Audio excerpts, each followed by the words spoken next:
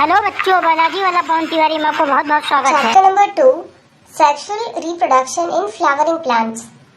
Are we not lucky that plants reproduce sexually?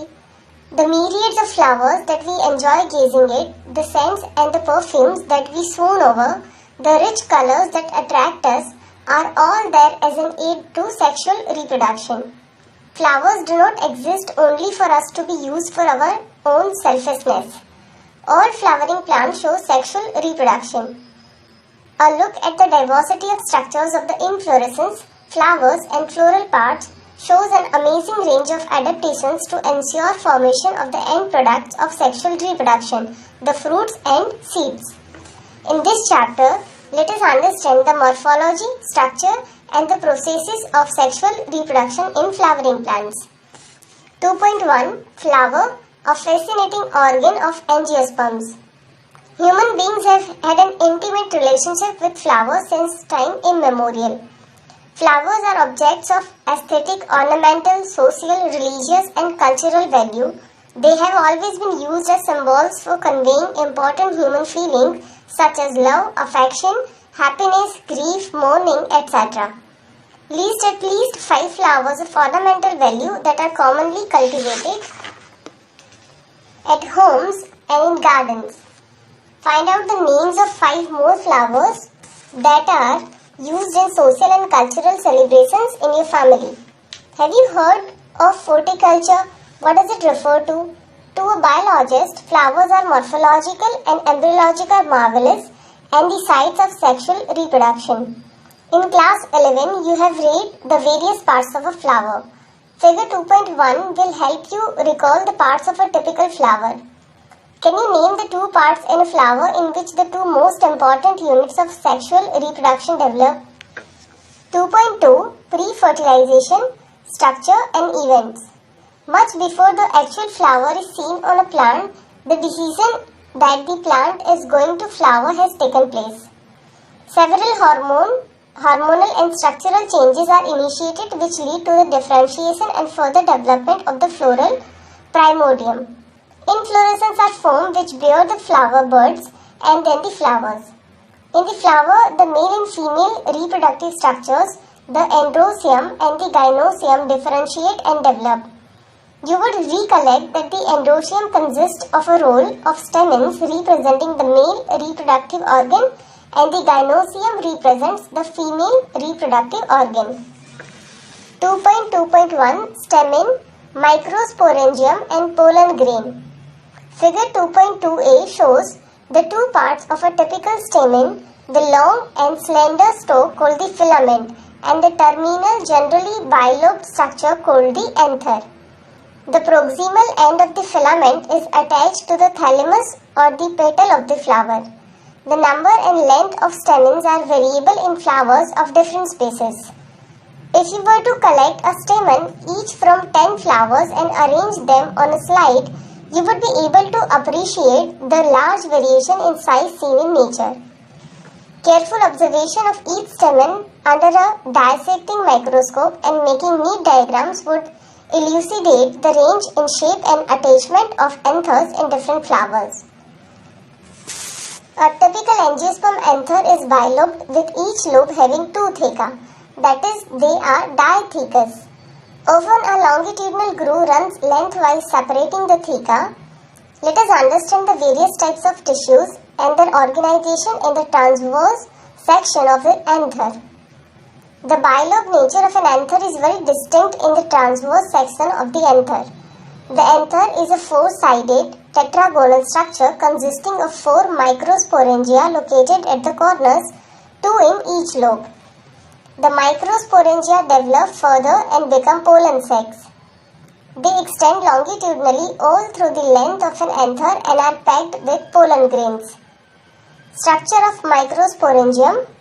In a transverse section, a typical microsporangium appears near circular in outline. It is generally surrounded by 4 wall layers, the epidermis, endothecium, middle layers and the tapetum. The outer 3 wall layers perform the function of protection and help in dehiscence of anther to release the pollen. The innermost wall layer is the tapetum. It nourishes the developing pollen grains. Cells of the tapetum possesses dense cytoplasm and generally have more than one nucleus. Can you think of how tapetal cells could become binucleate? When the anther is young, a group of compactly arranged homogeneous cells called the sporogenous tissue occupies the center of each microsporangium. Microsporogenesis. As the anther develops, the cells of the sporogenous tissue undergo meiotic divisions to form microspore tetrads. What would be the ploidy of the cells of the tetrad? As each cell of the sporogenous tissue is capable of giving rise to a microspore tetrad. Each one is a potential pollen or microspore mother cell in bracket PMC bracket over. The process of formation of microspores from a pollen mother cell through meiosis is called microsporogenesis. The microspores, as they are formed, are arranged in a cluster of 4 cells, the microspore tetrad.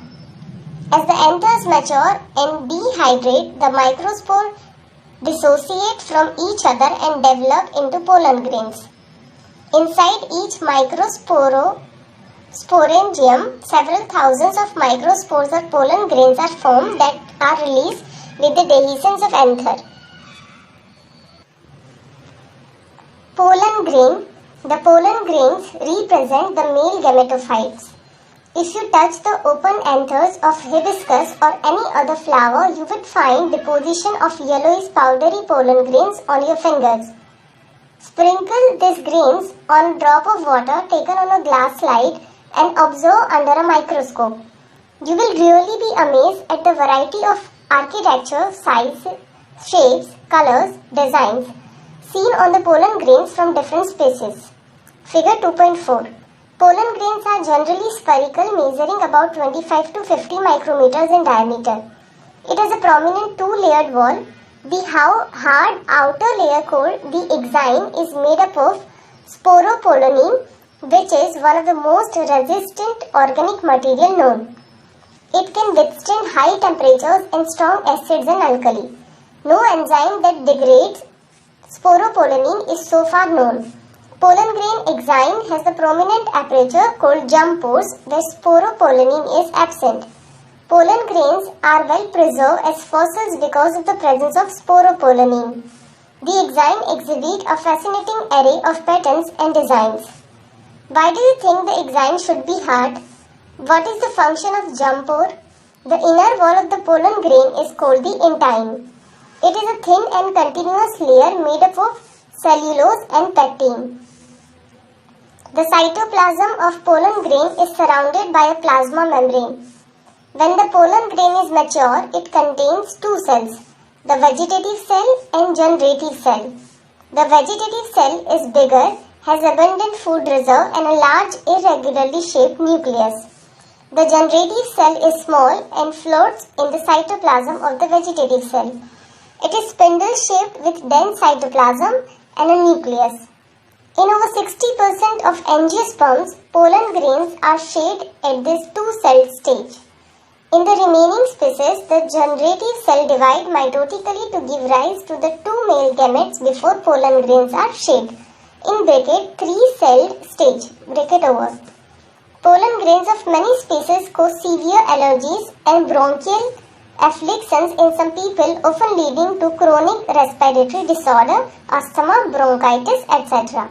It may be mentioned that Parthenium or carrot grass that came into India as a contaminant with imported wheat has become ubiquitous in occurrence and causes pollen allergy. Pollen grains are rich in nutrients. It has become a fashion in recent years to use pollen tablets as food supplements.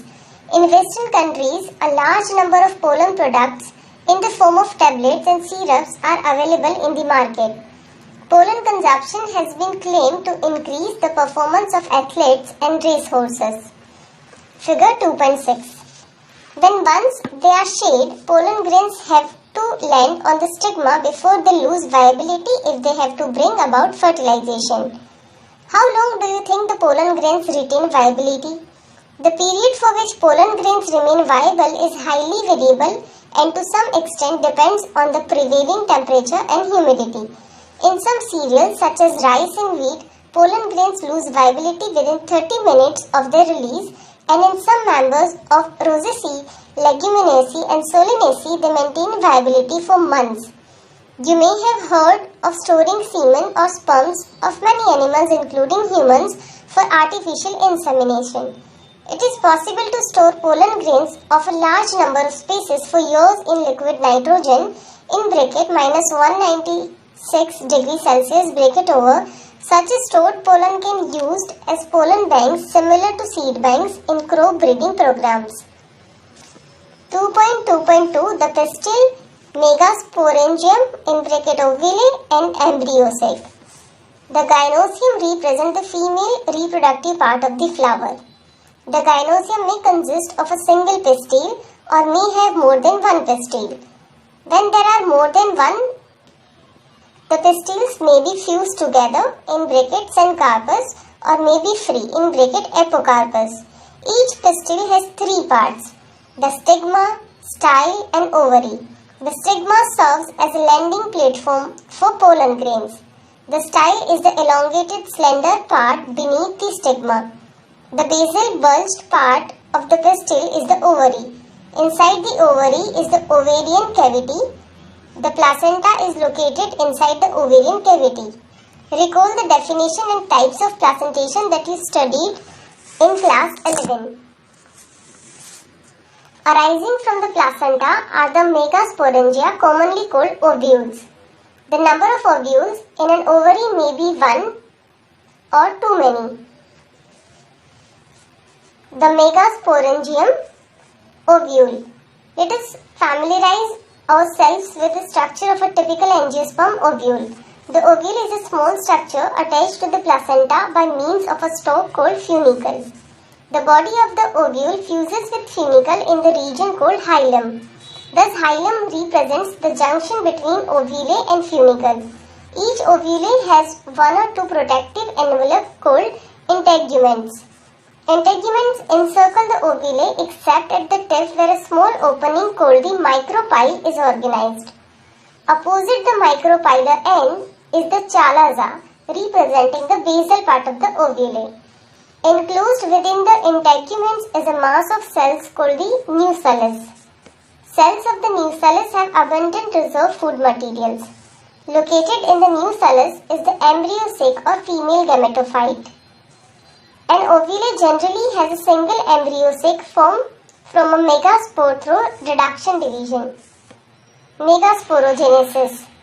This process of formation of megaspores from the megaspore mother cell is called megasporogenesis. Ovules generally differentiate a single megaspore mother cell (MMC) in the micropylar region of the nucellus. It is a large cell containing dense cytoplasm and a prominent nucleus. The MMC undergoes meiotic division. What is the importance of the MMC undergoing meiosis? Meiosis results in the production of 4 megaspores. Female gametophyte. In a majority of flowering plants, one of the megaspores is functional while the other 3 degenerate. Only the functional megaspore develops into the female gametophyte. This method of embryo sac formation from a single megaspore is termed monosporic development. What will be the ploidy of the cells of the nucleus, nucellus, MMC, the functional megaspore and female gametophyte? Let us study formation of the embryo sac in a little more detail. The nucleus of the functional megaspore divides mitotically to form 2 nuclei which move to the opposite poles, forming the 2-nucleate embryo sac. 2 more sequential mitotic nuclear divisions result in the formation of the 4-nucleated and later 8-nucleate stages of the embryo sac. It is of interest to note that these mitotic divisions are strictly free nuclear, that is, nuclear divisions are not followed immediately by cell wall formation. After the 8-nucleate stage, cell walls are laid down, leading to the organization of the typical female gametophyte or embryo sac. Observe the distribution of cells inside the embryo sac in figure 2.8b, C. 6 of the 8 nuclei are surrounded by cell walls and organized into cells. The remaining 2 nuclei, called polar nuclei, are situated below the egg apparatus in the large central cell. There is a characteristic distribution of the cells within the embryo sac. 3 cells are grouped together at the micropylar end and constitute the egg apparatus. The egg apparatus in turn consists of 2 synergids and 1 egg cell. The synergids have special cellular thickenings at the micropylar tip called filiform apparatus, which play an important role in guiding the pollen tubes into the synergid. 3 cells are at the chalazal end are called the antipodals. The large central cell, as mentioned earlier, has 2 polar nuclei. Thus, a typical angiosperm embryo sac at maturity, though 8 nucleate, is 7-celled.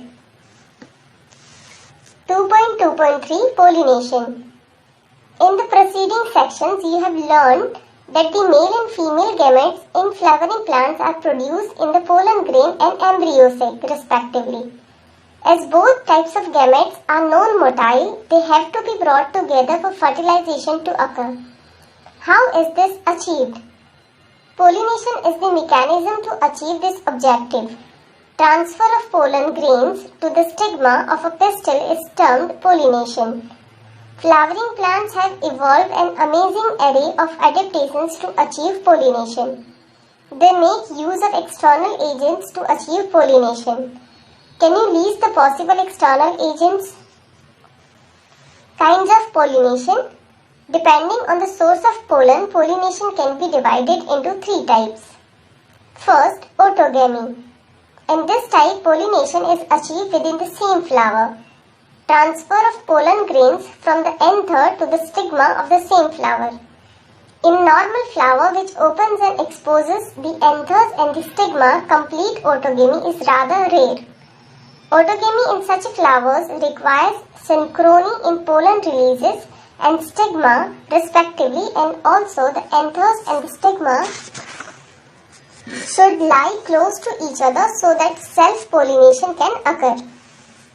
Some plants such as Viola, Oxalis and Commelina produce 2 types of flowers.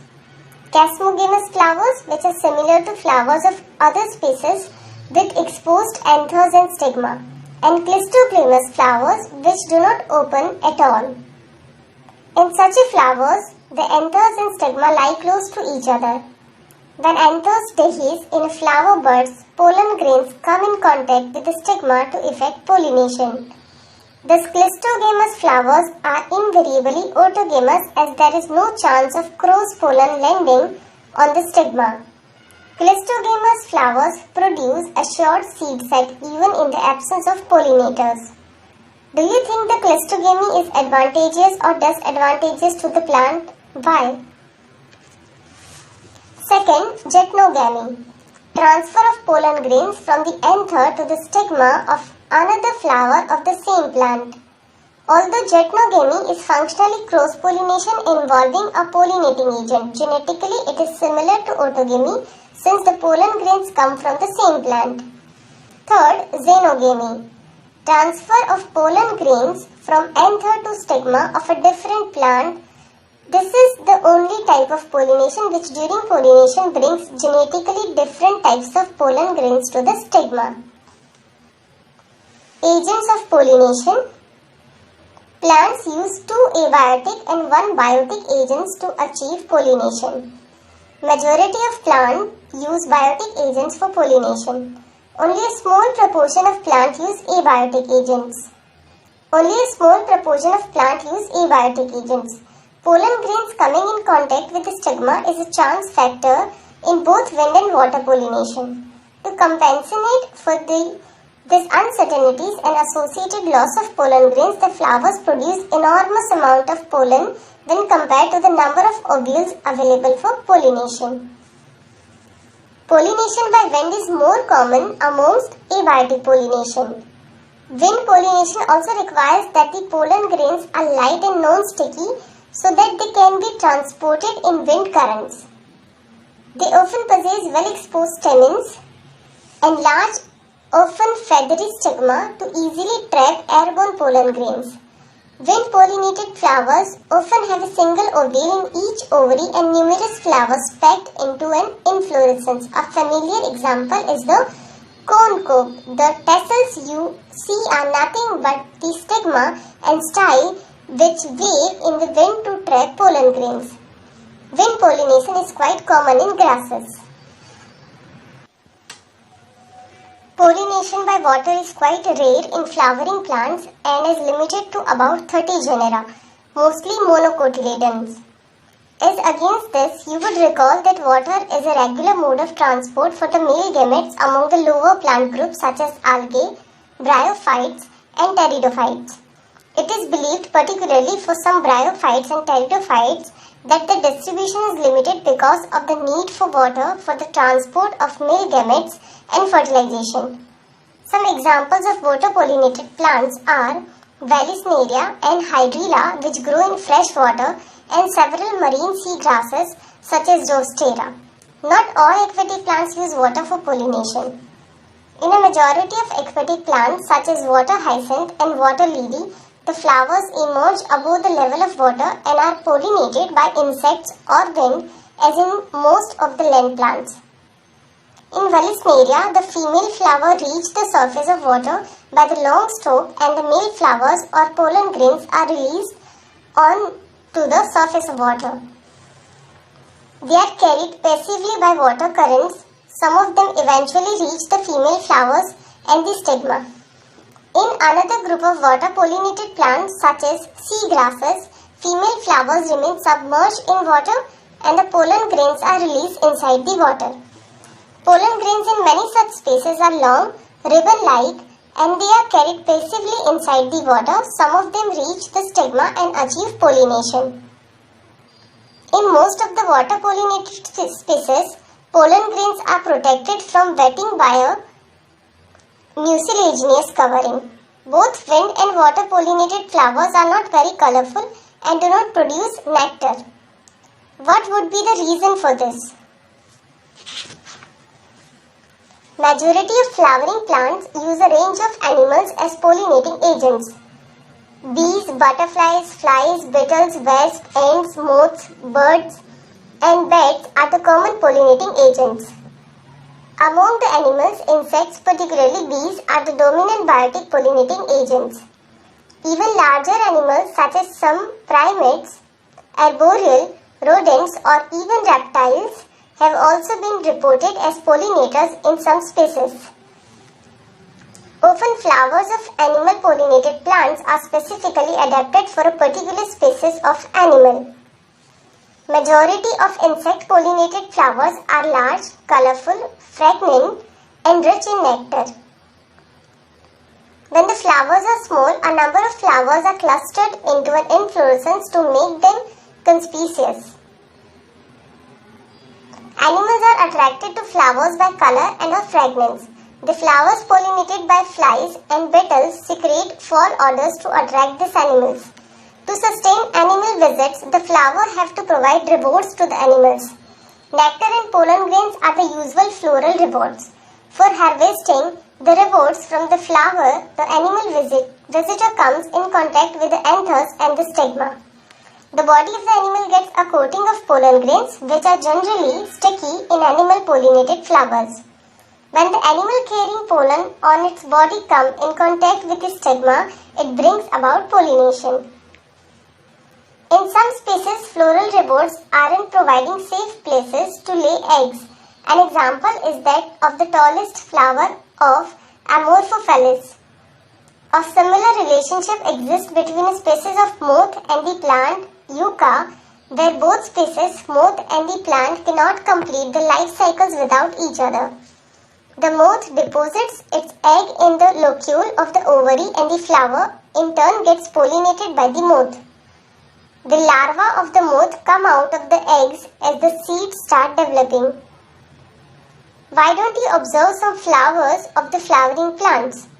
cucumber, mango, peepal, coriander, papaya, onion, lobia, cotton, tobacco, rose, lemon, eucalyptus, banana.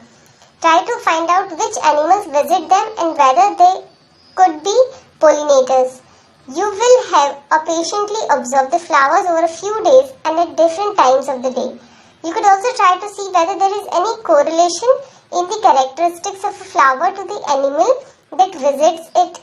Carefully observe if any of the visitors come in contact with the anthers and the stigma, as only such visitors can bring about pollination. Many insects may consume pollen or the nectar without bringing about pollination. Such a floral visitors are referred to as pollen or nectar robbers. You may or may not be able to identify the pollinators, but you will surely enjoy your efforts. Outbreeding devices.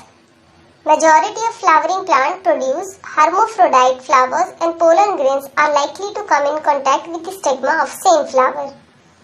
Continued self-pollination result in inbreeding depression. Flowering plants have development devices to discourage self-pollination and to encourage cross-pollination. In some species, pollen release and stigma respectively are not synchronized. Either the pollen is released before the stigma becomes receptive or stigma becomes receptive much before the release of pollen. In some other species, the anther and the stigma are placed at different positions so that the pollen cannot come in contact with the stigma of the same flower. Both these devices prevent autogamy. The third device to prevent inbreeding is self-incompatibility.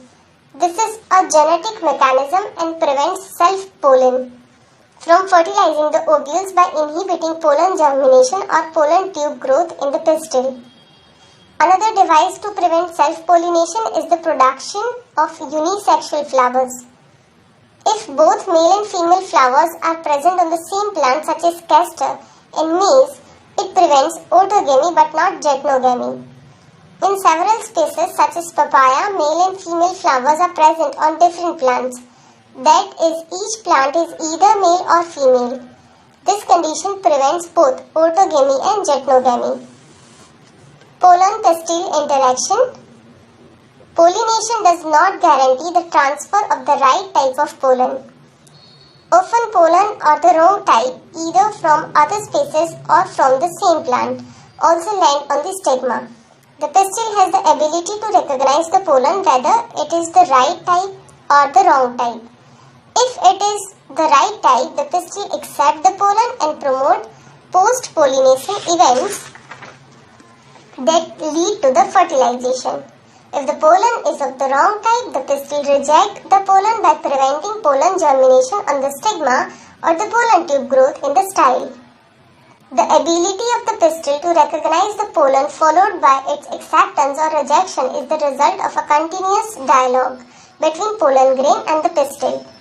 The dialogue is mediated by chemical components of the pollen interacting with those of the pistil.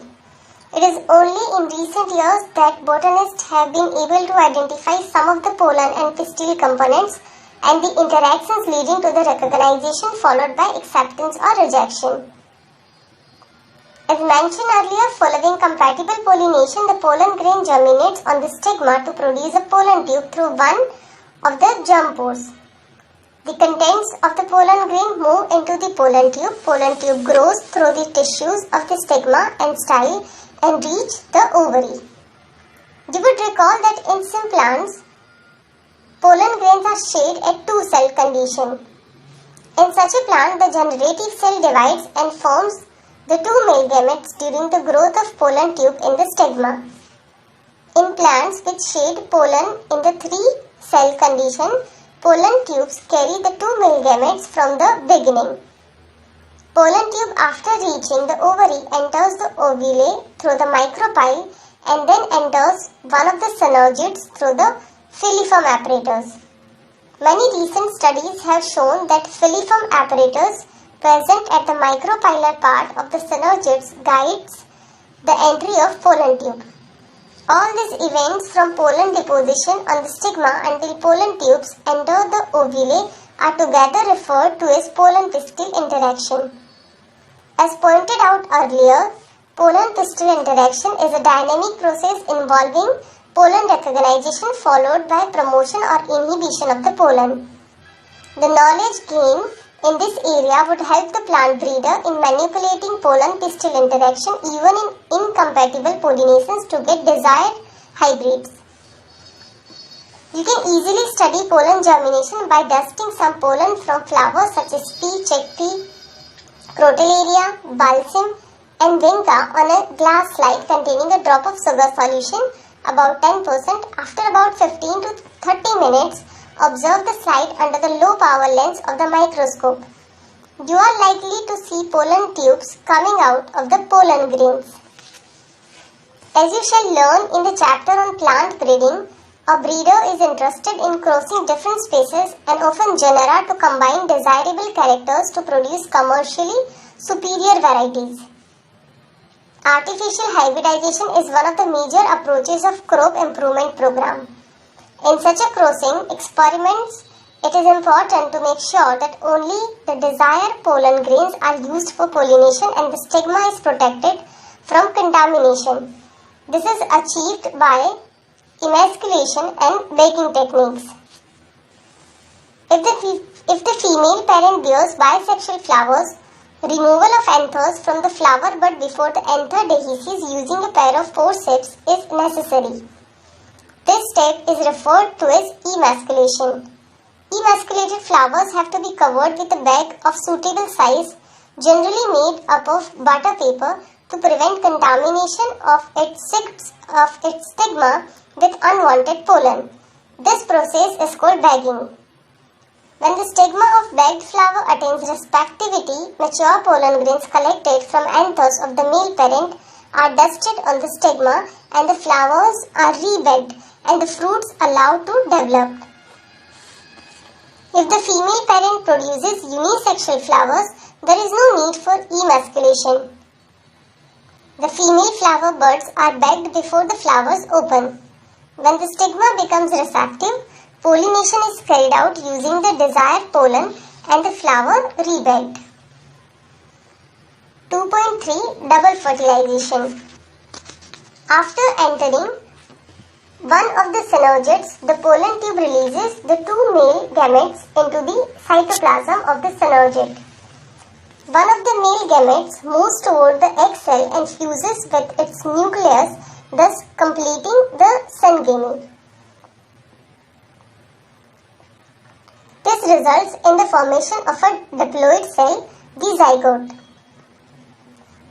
The other cell enfuses with them to produce a triploid primary endosperm nucleus, in bracket pen. As this involves the fusion of three haploid nuclei, it is termed triple fusion. Since two types of fusion, syngamy and triple fusion, take place in an embryo sac, the phenomenon is termed double fertilization, an event unique to flowering plants. The central cell after triple fusion becomes the primary endosperm cell and develops into the endosperm while the zygote develops into an embryo. 2.4 Post-fertilization structures and events. Following double fertilization, events of endosperm and embryo development, maturation of ovules into seeds and ovary into fruit are collectively termed post-fertilization events. 2.4.1 Endosperm. Endosperm development precedes embryo development. Why? The primary endosperm cell divides repeatedly and forms a triploid endosperm tissue. The cells of this tissue are filled with reserve food materials and are used for the nutrition of the developing embryo. In the most common type of endosperm development, the pen undergoes successive nuclear division to give rise to free nuclei. This stage of endosperm development is called free nuclear endosperm. Subsequently, cell wall formation occurs and the endosperm becomes cellular. The number of free nuclei formed before cellularization varies greatly. The coconut water from tender coconut that you are familiar with is nothing but free nuclear endosperm, and the surrounding white kernel is the cellular endosperm. Endosperm may either be completely consumed by the developing embryo before seed maturation, or it may persist in the mature seed and be used up during seed germination. Split open some seed of castor, peas, beans, groundnut, fruit of coconut and look for the endosperm in each case. Find out whether the endosperm is present in cereals, wheat, rice and maize. 2.4.2 Embryo. Embryo develops at the micropylar end of the embryo sac where the zygote is situated. Most zygotes divide only after a certain amount of endosperm is formed. This is an adaptation to provide assured nutrition to the developing embryo. Though the seed differ greatly, the early stages of embryo development are similar in both monocotyledons and dicotyledons. Figure 2.13 depicts the stages of embryogeny in a dicotyledonous embryo. The zygote gives rise to the proembryo and subsequently to the globular, heart-shaped and mature embryo. A typical dicotyledonous embryo consists of an embryonal axis and two cotyledons. The portion of embryonal axis above the level of cotyledons is the epicotyle, which terminate with the plumule or stem tip. The cylindrical portion below the level of cotyledons is hypocotyle that terminates at its lower end in the radicle or root tip. The root tip is covered with a root cap. Embryos of monocotyledons possess only one cotyledon. In the grass family, the cotyledon is called scutellum, that is situated towards one side of the embryonal axis. At its lower end, the embryonal axis has the radicle and root cap enclosed in an undifferentiated sheath called coleryza. The portion of the embryonal axis above the level of attachment of scutellum is the epicotyle. Epicotyle has a shoot apex and a few leaf primordia enclosed in a hollow foliar structure, the saloptyle. Soak a few seeds in water overnight, then split the seeds and observe the various parts of the embryo and the seed. 2.4.3 Seed. In angiosperm, the seed is the final product of sexual reproduction. It is often described as a fertilized ovule. Seeds are formed inside fruits. A seed typically consists of seed coat, cotyledons and an embryo axis. The cotyledons of the embryo are simple structures, generally thick and swollen due to storage of food reserves. Mature seeds may be non-albuminous or albuminous. Non-albuminous seeds have no residual endosperm as it is completely consumed during embryo development, that is, pea and groundnut. Albuminous seeds retain a part of endosperm as it is not completely used up during embryo development. Example: wheat, maize, barley, castor, sunflower. Occasionally in some seeds, such as black pepper and wheat, remnants of nucellus are also persistent. This residual persistent nucellus is the perisperm. Integuments of ovule harden as tough protective seed coats. The micropyle remains as a small pore in the seed coat. This facilitates entry of oxygen and water into the seed during germination. As the seed matures, its water content is reduced and seeds become relatively dry. The general metabolic activity of the embryo slows down. The embryo may enter a state of inactivity called dormancy, or if favorable conditions are available, they germinate. As ovules mature into seeds, the ovary develops into a fruit. That is, the transformation of ovules into seeds and ovary into fruit proceeds simultaneously. The wall of the ovary develops into the ball of fruit called pericarp. The fruits may be fleshy as in guava, orange, mango, etc. or may be dry as in groundnut and mustard, etc. Many fruits have evolved mechanisms for dispersal of seeds. Recall the classification of fruits and their dispersal mechanisms that you have studied in an earlier class. Is there any relationship between number of ovules in an ovary and the number of seeds present in a fruit? In most plants, by the time the fruit develops from the ovary, other floral parts degenerate and fall off. However, in a few species such as apple, strawberry, cashew, etc., the thalamus also contributes to fruit formation. Such fruits are called false fruit. Most fruits, however, develop only from the ovary and are called true fruits. Although in most of the species, fruits are the results of fertilization. There are a few species in which fruits develop without fertilization. Such fruits are called parthenocarpic fruits. Banana is one such example. Parthenocarpy can be induced through the application of growth hormones, and such fruits are seedless. Seeds offer several advantages to angiosperms. Firstly, since reproductive processes such as pollination and fertilization are independent of water, seed formation is more dependable. Also, seeds have better adaptive strategies for disposal to new habitats and help the species to colonize in other areas. As they have sufficient food reserves, young seedlings are nourished until they are capable of photosynthesis on their own. The hard seed coat provides protection to the young embryo. Being products of sexual reproduction, they generate new genetic combinations leading to variations. Seed is the basis of our agriculture. Dehydration and dormancy of mature seeds are crucial for storage of seeds, which can be used as food throughout of the year and also to raise crop in next season. Can you imagine agriculture in the absence of seeds or in the presence of seeds which germinate straight away soon after formation and cannot be stored? How long do the seeds remain alive after they are dispersed? This period again varies greatly. In a few species, the seeds lose viability within a few months. Seeds of a large number of species live for several years. Some seeds can remain alive for hundreds of years. There are several records of very old yet viable seeds. The oldest is that of lupine, Lupinus archytes, excavated from Arctic tundra. The seed germinated and flowered after an estimated recorded of 10,000 years of dormancy. A recent record of 2,000 years old viable seed is the date palm.